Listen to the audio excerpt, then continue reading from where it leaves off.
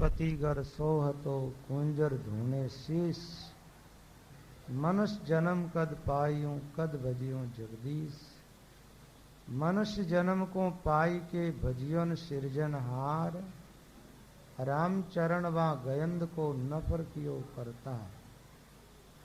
नफर कियो हरि भजन बिन भजिया से नरपति होय।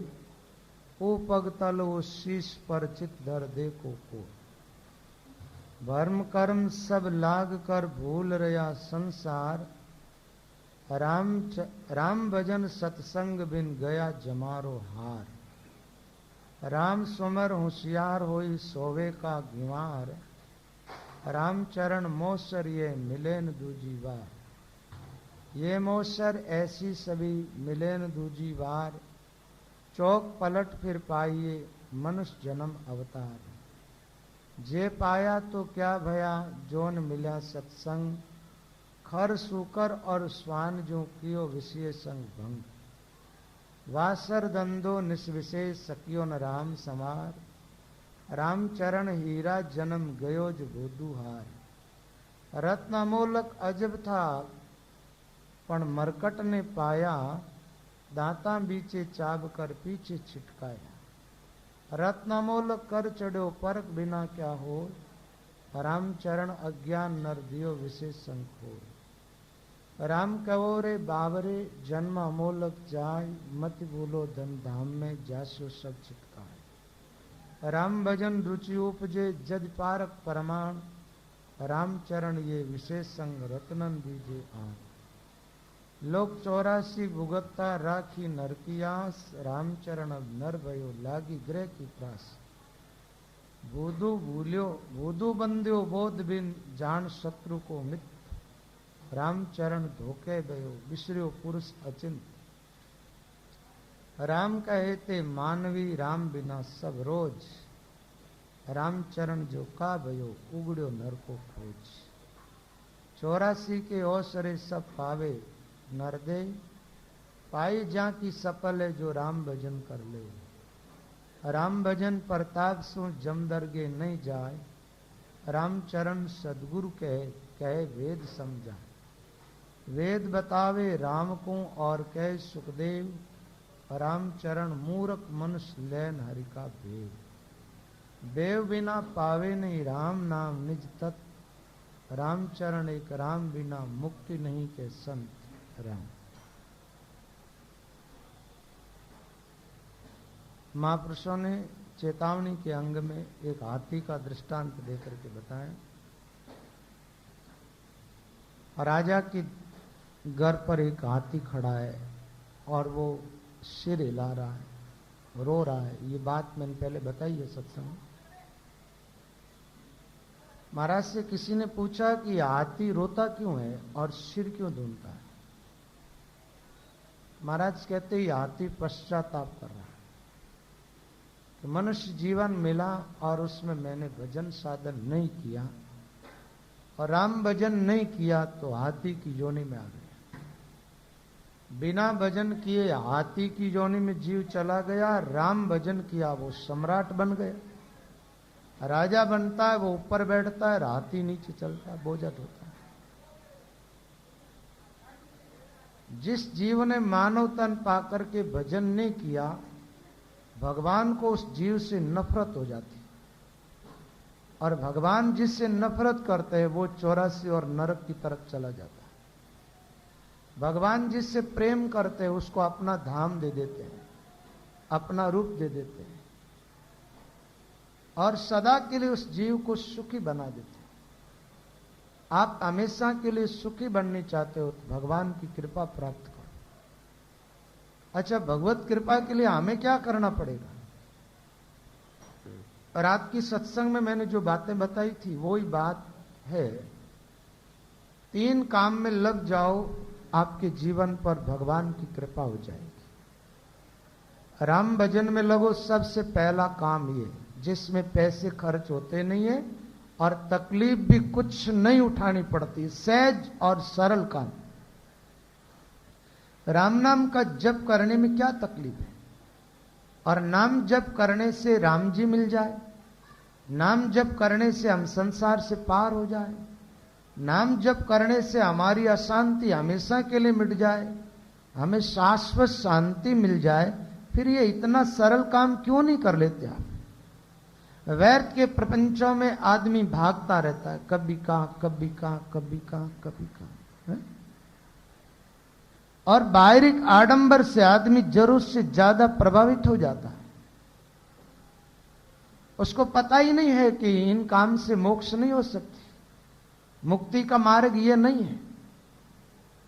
मोक्ष का जो मार्ग है वो भजन है, आराम भजन करो। भजन में तत्परता से लग जाओ और जितनी हो सके जीवित प्राणियों की सेवा कर लो।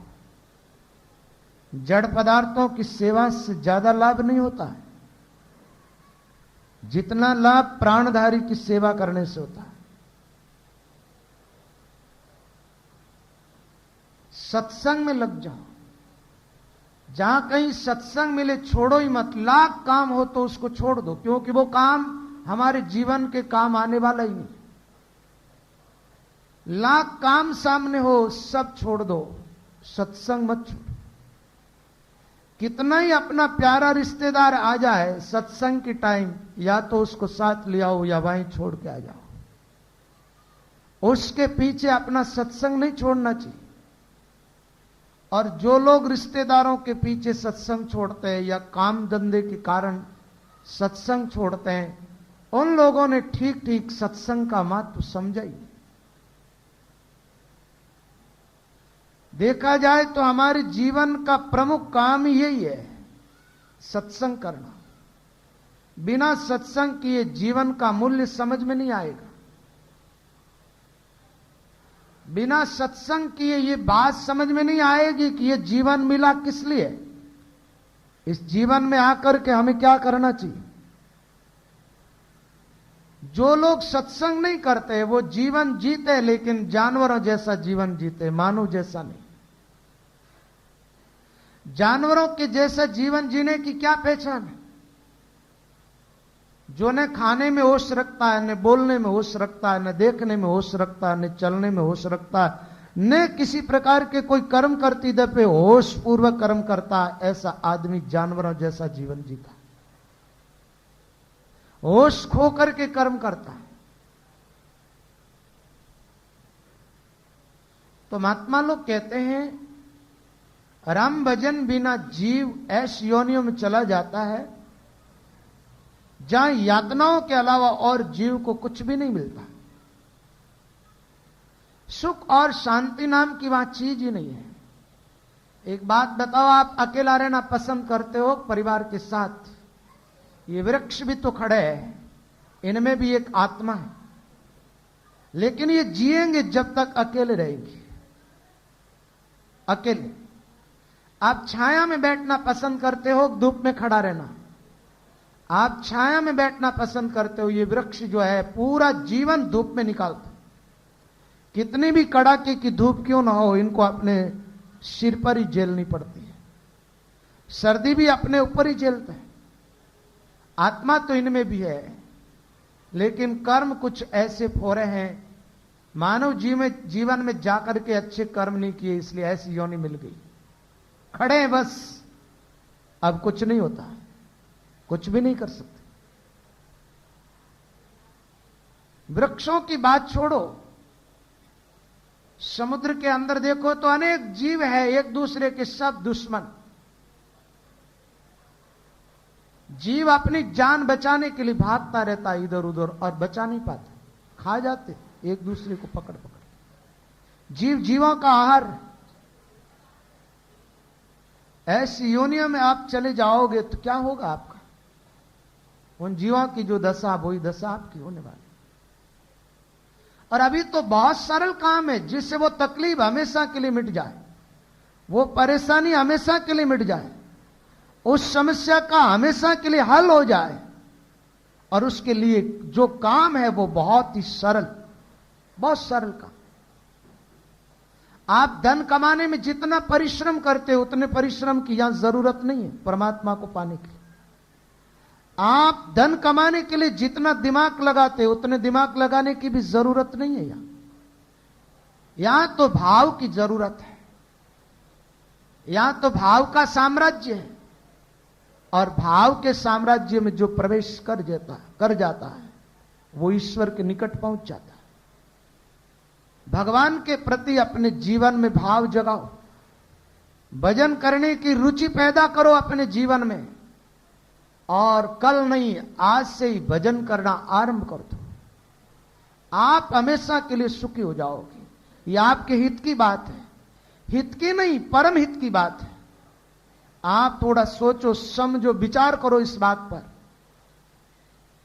अपने आत्म कल्याण के रास्ते को चुनो और उस रास्ते पर चलना आरंभ करो। ऐसा मौका बार बार नहीं मिलेगा, नहीं मिलेगा। और यह अवसर आज से चला गया तो फिर रोना ही रोना है। मनुष्य जन्म अनमोल रे, मिट्टी में ना रोल रे। अब तो मिला है फिर ना मिलेगा, कभी नहीं कभी नहीं कभी नहीं रे। मनुष्य जन्म अनमोल, के दास सगराम हाथ में हीरा आया। मिनक जन्म का मोल गाल गोफण में बाया। बाई दिया बेसूर जब लारे रहो एक, पारक पड़िया रोयो गोडा माथो टेक। गोडा माथो टेक ईसा में गणा गमाया, के दास सगराम हाथ में हीरा आया। एक मूर्ख व्यक्ति जंगल में खेत का काम करने वाले को हीरा से भरा हुआ एक बर्तन मिला, एक हांडी मिली जिसके अंदर टोटल हीरे, बड़े बड़े हीरे, बड़े कीमती हीरे थे। वो खेत में चिड़िया उड़ाने का काम कर रहा था आदमी।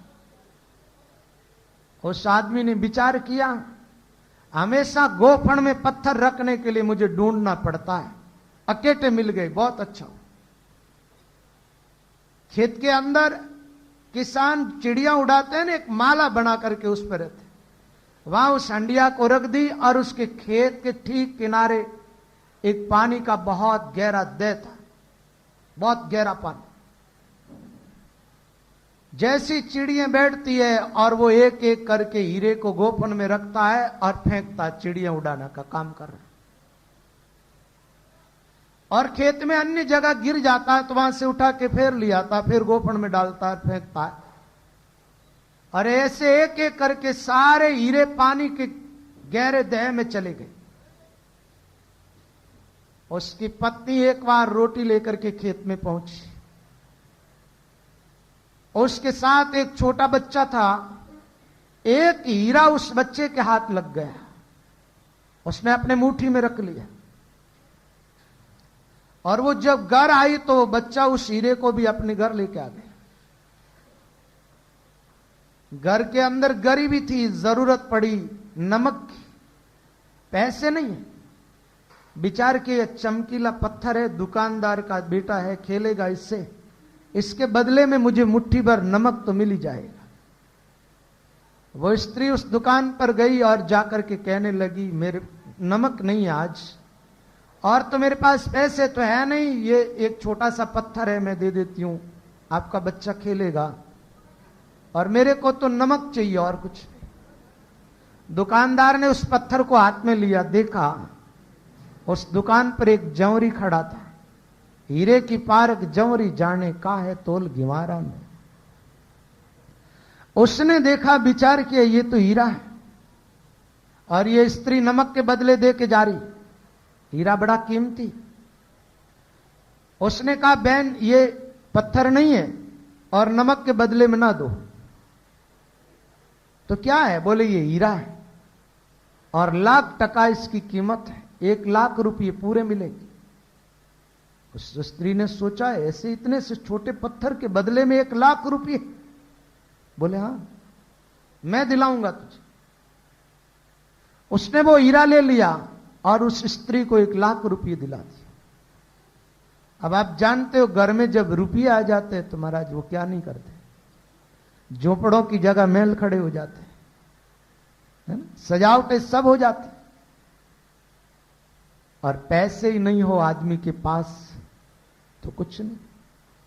घर में बढ़िया माल घुटने लगा, वो आदमी आया, घर की रौनक बदल गई। बोले बजे क्या ये पैसे कहां से आए थे? उस स्त्री ने कहा अपना बेटा वो खेत में से एक पत्थर लेके आया, उसके 1 लाख रुपये मिले। उसने कहा लाख रुपये, वो पत्थर इतने कीमती थे क्या? बोले हाँ। अरे बोले ऐसे पत्थर तो मेरे हाथ बहुत सारे लगे थे और मैंने गोफण में डाल करके फेंक दिए। वो आदमी रोने लगा। जब हीरे की कीमत उसकी समझ में आई ना, बैठ गया, अपने घुटनों के बीच में अपना सिर रखा, रोने लगा। तो उसकी पत्नी ने कहा क्यों रोते हो, क्या बात? बोले ऐसा मैं गणा गमाया, केदास सगराम हाथ में हीरा आया, मिनक जन्मरा मोल गाल गोफण में बाया, बाई दिया बेसूर जब लारे रहो एक, सिर्फ एक बचा, वो बच्चे के हाथ लग गया। पारक पड़िया रोयो गोडा माथो टेक, जब हीरे की पारख हुई पता चला कि ये इतना कीमती, जब वो रोया। गोडा माथो टेक ईसा में गणा गमाया, के दास सगराम हाथ में हीरा आया। कहने लगा कि ऐसे हीरे बहुत खो दिए, कहीं उस व्यक्ति वाली दशा हमारी ना हो जाए, सावधान रहने की जरूरत है। मनुष्य जीवन के श्वास हीरे से कम कीमती नहीं है। क्या कहूं कौन सामले, क्या बजाऊं ढोल, श्वास खाली जाते हैं 3 लोक का मोल, जेति श्वासानी सरे तेति विषे विकार, राम लपेटी निसरे सो श्वासा तत्सार। क्या कहूं कुण सामले, क्या बजाऊं ढोल, श्वास खाली जाते 3 लोक का मोल। एक एक श्वास के साथ त्रिलोकी का मूल्य। हीरे की कीमत बहुत कम है और तीनों लोकों की कीमत बहुत ज्यादा, क्योंकि सारे हीरे इस धरती पर तो है। 3 लोक एक तरफ और हमारी श्वास एक तरफ। महात्मा कहते हैं तीनों लोक से भी ज्यादा मूल्यवान हमारे श्वास, और ऐसे श्वास हम बिना भजन खो रहे हैं तो ये मूर्खता का काम नहीं है तो और क्या है। और जब परख होगी आपको, उस समय आपके पास समय नहीं रहेगा। जब अंतिम समय निकट आएगा, जब विचार करने लगोगे श्वास तो बड़ी कीमती थी, इन श्वासों में हम भजन करते तो मुक्त हो जाते, भगवत प्राप्ति हो जाती। भजन किया नहीं, अब जमराज के दूत आ गए सामने ले जाने के लिए। आदमी कांपने लगता है, भयभीत होता है, रोने लगता है, चिल्लाने लगता है। कौन सुने, कौन मदद करे? कोई मदद करने वाला नहीं। बड़ा पश्चाताप होता है, बड़े कीमती श्वास मैंने व्यर्थ खो दिए। मानव जीवन को पाके भजन करता तो आज भगवान के धाम में जाता, लेकिन भजन वाला रास्ता छूट गया। आज मैं नरक की तरफ जा रहा हूं। अब पता नहीं कब मानव जीवन मिलेगा, और सहज में मिलता भी तो नहीं है। मानव जीवन सहज में मिलता भी तो नहीं है। अनंत युग बीत जाते हैं जब जाकर के मानव जीवन मिलता है। लख 84 भुगतता बीत जाई जुग 4, पीछे नरतन पाएगा ताते राम समान।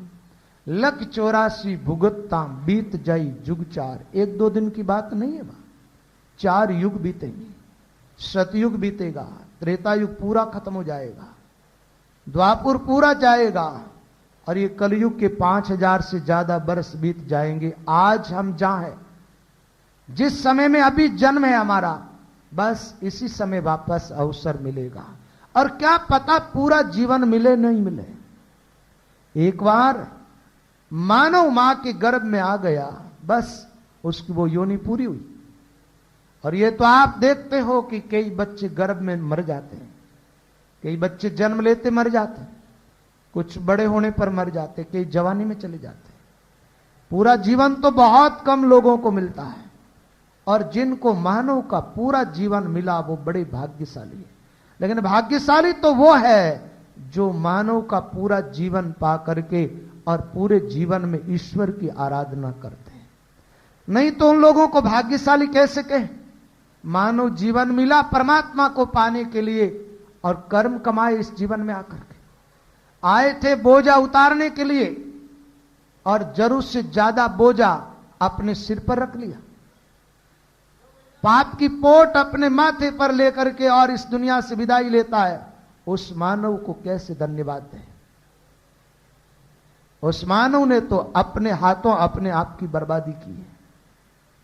धन्यवाद के पात्र तो वो लोग हैं जो मानव जीवन पा करके सत्संग करते हैं, जो राम नाम का जप करते हैं, सदग्रंथों का अध्ययन करते हैं, जो सेवा करते हैं, संपत्ति जो है वो परमार्थ के अंदर लगाते हैं। ऐसे मनुष्य जो है वो भगवान के धाम में जाने के अधिकारी हो जाते हैं। और नहीं तो उल्टा रास्ता तो है ही, वहां के लिए तो कुछ करना नहीं पड़ता, अपने आप ही जाते जी। कुसंग तो जीवों को पग पग पे मिलती है ना, सत्संग पाने के लिए प्रयास करना पड़ता है। भूल तो अपने आप हो रही है, याद करना पड़ता है। जीव भगवान को भूलता तो अपने आप है, भूलने के लिए कोई प्रयास नहीं करना पड़ता है। बचपन की घटनाएं करीब करीब भूल चुके अपन, पिछले जीवन की बातें तो सभी भूल चुके हैं।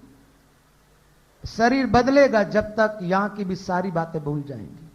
भूल अपने आप पड़ रही है, याद करने की जरूरत है। और याद भी रखते हो, लेकिन उन लोगों को रखते हो जो तुम्हारे जीवन में कभी काम नहीं आएंगे। आपको हर समय बेटे पोते परिवार को याद रखने की जरूरत नहीं है, और रखने से लाभ भी कुछ भी नहीं होगा, हानि होगी। घर रुपये पैसे काम धंधे को हर समय याद मत रखो, उससे भी हानि होती है। और आदमी के दिमाग में हमेशा वही घूमता रहता है, पैसे घूमते रहते हैं, फैक्ट्रियां घूमती रहती, दुकानें घूमती रहती, दुकानों में काम करने वाले नौकर चाकर दिमाग में रहते। एक काम चल रहा है अच्छी तरह, पैसे कमा लिया, 5-7 पीढ़ी में चले उतना, और उसके बावजूद भी समाज में अपना नाम ऊंचा करने के लिए आदमी उधर ही भागता रहता है। और भागते भागते भागते भागते आदमी विश्राम करनी तो नहीं चाहता है। मौत देवी आकर के सामने खड़ी होती है और वो कहती है, अरे भले आदमी कहां तक भागेगा, चल तुझे मैं विश्राम की तरफ ले चलती हूं। और वो महाराज इनकी भाग दौड़ मिटा देती है, मौत भाग दौड़ मिटाती। कुछ लोग शरीर से भागते, कुछ दिमाग से भागते, और भागने वालों को कभी शांति नहीं मिलती। विश्राम पाने के लिए बहुत जरूरी है कि आदमी शांत हो जाए, भाग दौड़ बंद करे। आप दौड़ते दौड़ते थके, अब आपको विश्राम की जरूरत है, तो दौड़ना तो बंद करे पहले, तो विश्राम मिलेगा। दौड़ना बंद करके बैठ जाओ। ये योगी क्रियाएं जो चलती है ना, उनमें सारे आसन होने के बाद में लास्ट जो आसन होता है वो शवासन होता है। कौन सा आसन होता? शवासन क्यों कराया जाता है? आसन करने से जो श्रम हुआ, जो थकान हुई है, उसको मिटाने के लिए विश्राम की बहुत जरूरत है। विश्राम की बहुत जरूरत है। और विश्राम न करो तो वो सारे आसन किए, सारा जो परिश्रम किया व्यर्थ हो जाता है, व्यर्थ हो जाता है। इसलिए शवासन बहुत जरूरी हो जाता है लास्ट। तो आदमी रुकता नहीं है, इसलिए मौत आकर के आदमी को सुला देती है, सो जा, कब तक भागेगा तू।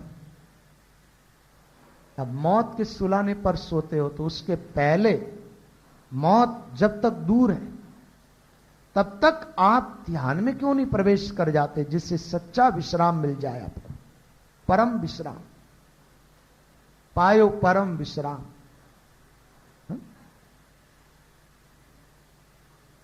पता नहीं आदमी को क्या हो गया है, सब काम में दक्षता दिखाता, वो चतुराई दिखाता, समझदारी दिखाता, बुद्धि का उपयोग करता है। आत्म कल्याण के काम में यह अपनी बुद्धि का उपयोग नहीं करता, जिसमें इसका कल्याण हो जाए, मोक्ष हो जाए, जिस काम को करने पर भगवत प्राप्ति हो जाए, हमेशा के लिए, सदा सदा के लिए सुखी हो जाए, वो काम आदमी क्यों नहीं करता? जीवन एक अमूल्य निधि है, अमूल्य रत्न है। इसको पहचानो और ईश्वर उपासना में लग जाओ, नहीं तो पश्चाताप के अलावा और कुछ भी आपके हाथ में रहेगा नहीं। भर्म कर्म सब लाग कर भूल रहा संसार, राम भजन सत्संग बिन गया जमारो हार। भरम और व्यर्थ के कर्म, इन दो चीज में लग गए लोग और भगवान को भूल गए। कर्मों में लगे हैं कुछ लोग तो, और कुछ लोगों के पास समय तो है लेकिन इतने भ्रमित हो गए हैं, बाहर के आडंबर से इतने प्रभावित हो गए कि वो राम भजन करनी चाहता ही नहीं, बार ही बार भागता।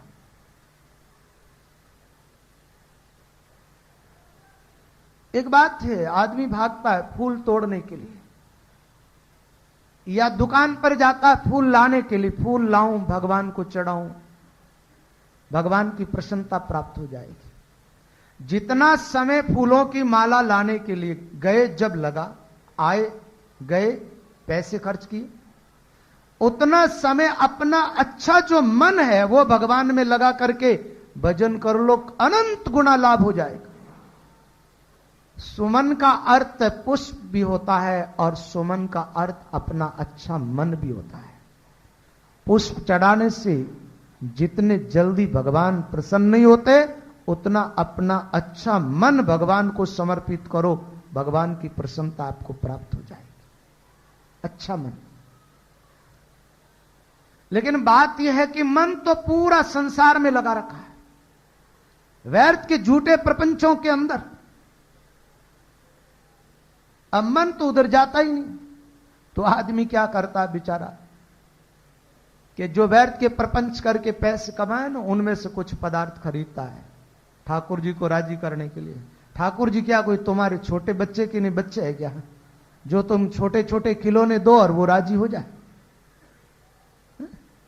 तुम्हारी चीजों का कोई मूल्य ही नहीं है। ठीक है, वो तो दयालु है, कृपालु है, इसलिए तुम्हारी तुच्छ चीजों का भी आदर कर देते हैं, कर लेते हैं, ताकि उन चीजों का कोई मूल्य नहीं है।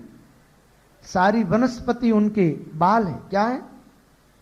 जितने फूल खिल रहे हैं ना, वो सब कहां है? उन्हीं के शरीर पर खिले हुए हैं। ये रोम, परमात्मा के रोम क्या है? विराट भगवान की विभूतियों का जब वर्णन होता है क्या है? सारे वृक्ष उसके रोम। तो इसका मतलब उसी के रोम खिले हुए और उनको तुम तोड़ के उन्हीं को चढ़ा रहे हो। ये कैसी भक्ति? सारी नदियां उनकी नसें हैं, फिर तुम पानी क्या चढ़ाओगे उनको? समुद्र पूरा उनका पेट है ना? लेकिन करे क्या? उनकी वैराट लीला, उनका जो आनंद स्वरूप, आनंद सामर्थ्य, वो तो समझ में ही नहीं आया ना। और समझ में इसलिए नहीं आया कि बाहर की भाग दौड़ इतनी रही। एक बात है, कोई बात समझने के लिए थोड़ा तो आदमी शांत हो, जब कोई अच्छी तरह बात समझेगा ना। अभी आप यहां बैठो नहीं, इधर से इधर, इधर से इधर चक्कर लगाते रहो, कोई बात समझ पाओगे? न सुन पाओगे, न समझ पाओगे। और आदमी तो जब से जन्मा, जब से भागता ही जा रहा। बचपन में खिलौनों के पीछे भागा, जवानी में पत्नी और पुत्रों के पीछे भागा, नोट कमाने में भागा, और बूढ़ापा आ जाता तो कौन सा शांत हो जाता है? फिर भी फैक्ट्रियों में तो जाता ही, ऑफिस में तो जाना ही पड़ता है इनको। और इनसे बात करो तो बड़े चतुर लोग हैं ये, बड़ी युक्ति निकाल लेते हैं और युक्ति से बात करते हैं। बोले क्या करें, हमारा टाइम पास करने के लिए जाना पड़ता है। तो ध्यान करने से तुम्हारा टाइम पास नहीं होता है क्या? घर में ऐसी जगह चुनो जहां बैठ करके ध्यान करें। माला फेरने से टाइम पास नहीं हो सकता है क्या? लेकिन नहीं, मन ही ऐसा हो गया प्रपंच। इसलिए वो प्रपंच इनको सामने दिखता रहे जब तक इनका मन राजी रहता है। मजदूर लोग काम कर रहे हैं, बदले में पैसे मुझे मिलेगा, वहां जाके बैठ जाता फालतू। कई बार तो ये बुड्ढे लोग जाकर के दुकानों पर और ऑफिसों में बैठ जाते हैं ना, इनके बेटे पोते हैरान हो जाते हैं कि ये चले जाए तो अच्छा। उसके बावजूद भी ये लोग जाते, पता नहीं क्या है। वो लोग चाहते हैं कि यह बुढ़ापे में भजन करे, उसके बावजूद भी ये टांग अपनी अड़ाते ही रहते बीच बीच में। मौत याद नहीं आदमी को। जब बेटे काम संभाल रहे हैं, पोते काम संभालने के लायक हो गए, फिर भी क्यों भाग रहे हो? वजह क्या है? क्या तुम्हें अपने बेटों पोतों पर भरोसा नहीं है? भगवान के प्रति तो अविश्वास हुआ, लेकिन अब तो इनके प्रति भी होने लग गया लगता है। क्या तुम भूखे मर जाओगे? ये रोटी नहीं देंगे तुम्हें? क्या नंगे रह जाओगे? कपड़े नहीं मिलेंगे? और ये कपड़े मिल जाएंगे, रोटियां मिल जाएगी, मकान मिला हुआ है, फिर काहे को भागे उधर? अब बुढ़ापे की भागदौड़ तो पूरी भजन साधन की तरफ रहनी चाहिए। चलना है, लेकिन कहां? या अहमदाबाद में कहीं कोई साधु संत आए हुए सत्संग हो रहा, फैक्ट्री की तरफ और दुकानों की तरफ मत भागो, खोजो कि कहीं सत्संग हो रहा है, चलो वहां चलेंगे, वहां जाकर के सत्संग सुनेंगे। उधर नहीं जाता।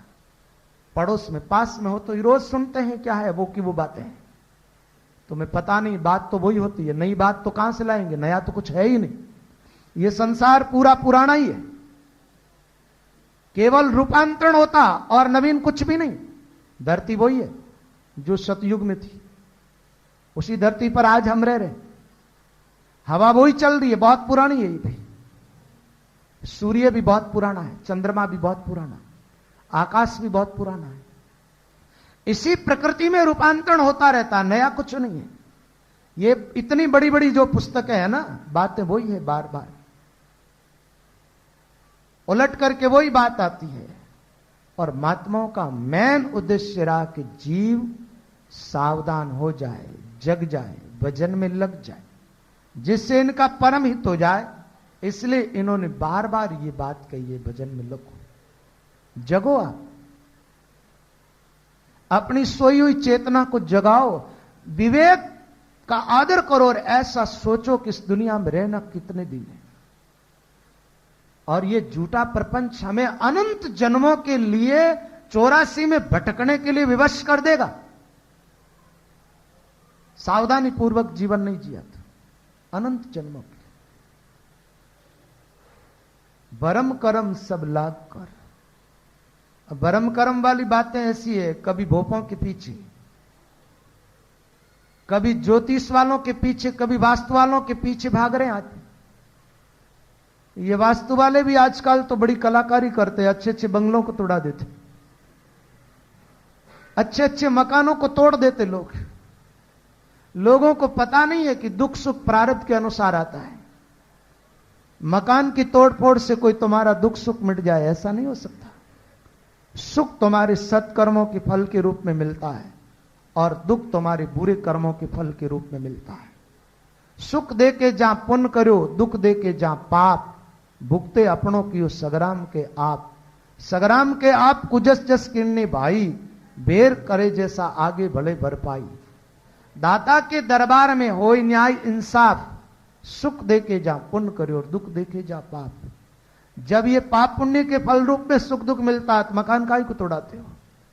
लेकिन तुम्हारी मति स्थिर नहीं है, और जिन लोगों की मति स्थिर नहीं है उसको कोई भी भ्रमित कर सकता है। और ये 6 शास्त्रों में तो वास्तु कोई शास्त्र नहीं है। हमारे यहां पर जो 4 वेद है, चारों वेदों के नाम है, 18 ही पुराणों के नाम है, 6 ही शास्त्रों के नाम है, 9 व्याकरण के भी नाम है। लेकिन ये वास्तु कहां से निकला? उस समय पहले तो नहीं था। और आप देखें तो आपके पूर्वज गांवों के अंदर रहते थे, वहां के मकान देखो तो एक भी मकान वास्तु के अनुसार नहीं बने हुए, और तुम्हारे से कम सुख सुविधाएं थी उनके पास, रुपये उतने नहीं थे, कम सुविधाएं थी। उसके बावजूद भी उन लोगों के अंदर परस्पर प्रेम था, स्नेह था, परिवार सब एकजुट थे, और वो लोग शांत थे, उनका जीवन सुख शांति में था। आप लोग वास्तु की तरफ ध्यान काफी ज्यादा देते हैं, बंगले आपके पास बहुत बढ़िया बने हुए हैं, उसके बावजूद भी अपने आप में जांच करके देखो कि आपके बाप दादों से ज्यादा शांत है आप या अशांत। संपत्ति तो ज्यादा जुटा ली, संपत्ति जुटाई घर के अंदर और शांति खोई आदमी ने, है ना। बंगले बहुत आलिशान बना लिए लेकिन प्रेम खो दिया आदमी ने।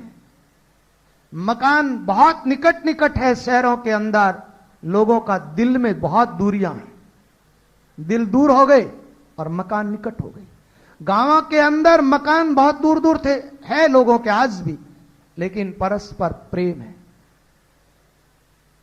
प्रेम जो है उसको खोता जा रहा है, शांति को आदमी खोता जा रहा है। पता नहीं नए नए भ्रम पैदा होते ही रहते दुनिया में, नए नए कहां कहां से निकल जाते हैं। मुझे जहां तक मालूम है कि 20 साल के पहले बहुत कम लोग वास्तु के बारे में जानकारी रखते थे, 20 साल पहले। आप लोगों को होगी तो पता नहीं, मुझे तो मालूम नहीं था, और चला तो इतना चल गया। आप नहीं जानते व्यापारियों का धंधा है ये भी बहुत तेज गति से चलता है। और इसकी बात छोड़ो, बहुत सारी संस्थाएं जो है वो भी व्यापारियों का काम करती है, व्यापार कर रही। मुल्क चंदे कर लेते हैं, मुल्क अरबों खरबों में धन जुटा लेते सेवाओं के नाम पर, और भोले भाले लोग बेचारे देते रहते हैं, क्योंकि इनके पास सेवा करने के लिए खुद के पास तो टाइम है नहीं। ये देख कुछ भी नहीं पाते, ये केवल टीवी देख पाते हैं, और टीवी में जो भी आता है ये राइट मान लेते हैं। और आप नहीं जानते हो टीवी जो है सही अर्थों में टीबी की बीमारी है एक तरह की समाज के लिए। तो सज्जनों बात यह है, महापुरुष कहते भरम करम सब लाग कर, भूल रहा संसार अविनाशी ईश्वर को भूल गए। राम भजन सत्संग बिना गया जमारो, राम भजन करते नहीं, जो काम करना वो छोड़। पता नहीं, देखो श्वास उश्वास भजन करने की बात हम करें ना तो आप घंटे भर नहीं बैठेंगे, और आपको कह दिया जाए कि अब ये पुष्प चढ़ाओ, अब ये जल चढ़ाओ, अब ये मिठाई चढ़ाओ, यहाँ डालो, है ना, अब यहां नलाओ, अब यहां कपड़े पहनाओ, ऐसी बात बताऊं आपको तो आप करने को राजी हो जाओ, क्योंकि प्रपंच करने का आपका स्वभाव ही पड़ गया। इसलिए कुछ पूजा की पद्धति इस ढंग से बदली कि ये इस ढंग का प्रपंची आदमी ऐसा ही काम कर पाएगा, ये अंतर्मुख हो नहीं पाएगा, अंतर्मुख नहीं होता। इसलिए उन लोगों के लिए सारी बातें बता दी, करो, और थोड़े बहुत भाव तो जगेंगे, कम से कम थोड़ा लाभ तो होगा ना। लेकिन पूरा जो लाभ होता है वो मार्ग तो अंतर्मुख होने वाला है। आप लोगों ने यात्राएं की, यात्राओं में भी आदमी भागता है। मैं भी यात्रा कराने की कोशिश करता हूं आपको कि आप मेरे साथ यात्रा करें एक बार। अब आपको पसंद है या नहीं, तो आप कहते हो हमें साधु संतों के साथ चलना पसंद नहीं है, ठीक है, यार दोस्तों के साथ चलना पसंद है। और मैं चाहता हूं कि एक बार आप मेरे साथ यात्रा करें, करोगे? लेकिन मैं तो आपको बाहर तो कहीं ले जाऊंगा नहीं, वो यात्रा तो आपको अपने आप में करनी पड़ेगी। बाहर 4 धाम है, वो 4 धाम मैं आपको अंदर ही बता देता हूं। चौकी भजन प्रताप की संत कह गए 4, कंठ हृदय नाभि और चौथी 10वें द्वार। ये यात्रा एक बार कर लो आप, एक बार बस हो गया काम पूरा आपका। वो यात्राएं तो बार बार की है, करते ही रहेंगे, लेकिन ये अंतर्मुख वाली यात्रा एक बार कर लो आप। बताए हैं, पूरी युक्ति बताई गई है। अब बात यह है कि समस्या ये खड़ी होती है कि आपके बदले में मैं चलूं तो चल सकता हूं, आप तो चलना पसंद करते नहीं। लेकिन ये मार्ग ही ऐसा, करूं क्या, मजबूर हूं मैं। नहीं तो हो सकता है कि आपके बदले में मैं चलता और उससे लाभ आपको हो जाता, लेकिन ये रास्ता ही ऐसा है कि यहां खुद को ही चलना पड़ता है। रास्ता बताने वाला केवल बता ही सकता है, चलना खुद को पड़ेगा। अब खुद को ही चलना पड़े तो आप चलने के लिए तैयार हो जाओ। फिर जो युक्ति बताई जाती है ना, कदम आगे बढ़ाओ। कई बार तो क्या करते लोग, कुछ तैयार भी होते हैं लेकिन पहला कदम जो बढ़ाते हैं ना, पहला कदम रखते, उसमें उनकी सोच क्या होती है, बोले मैं श्वासोश्वास भजन करूं लेकिन मुझे कैसे सफलता मिल जाएगी, ये तो मार्ग बड़ा कठिन है, ये तो महात्माओं का रास्ता है, यहां तो कोई साधु संत ही चल सकते हैं, मैं कैसे चल सकता हूं। पहला ही कदम, जिसके साथ निराशा जुड़ गई, निराशा ही हाथ लगेगी। पूरे आशा से भर करके और कदम आगे बढ़ाओ। किसी एक व्यक्ति ने इस साधना में सफलता प्राप्त की है तो फिर मैं क्यों नहीं कर सकता। किसी एक व्यक्ति ने जो काम किया, वो काम अपन करे या ना करे वो बात अलग है, ताकि करने की क्षमता अपन सब में है और करने के लिए जुट जाए तो क्यों नहीं कर पाएंगे, जरूर करेंगे। पूरे आशा से भर करके और इस रास्ते पर कदम रखें, फिर चले। और देखना आप, यहां कोई ऐसा नहीं है कि आप चलोगे और आप थक जाओ या अलग से विश्राम करना पड़े, ये तो विश्राम ही है। आप जितनी गहराई में जाओगे आनंद बढ़ता ही जाएगा, शांति बढ़ती जाएगी, सुख बढ़ता जाएगा, चैन बढ़ता जाएगा, रस आता जाएगा। आपको ऐसा लगेगा कि आप अमृत पान कर रहे, विष छूट गया सब। साधन काल में ऐसा लगेगा और अंतिम स्थिति में तो वही परमात्मा जो ठाकुर अपना, जिससे हम बिछड़ गए कोई कारणवश, उससे मिलना हो जाएगा और फिर कभी बिछड़ोगे नहीं। क्या, कभी नहीं बिछड़ोगे। तो श्वास श्वास भजन करते हुए अंतर्मुख हो जाओ, परमात्मा की तरफ आगे बढ़ो, जिससे आपका जीवन मंगलमय हो, आनंदमय हो, सुख शांतिमय हो। तो अभी सत्संग का टाइम हो गया। वैसे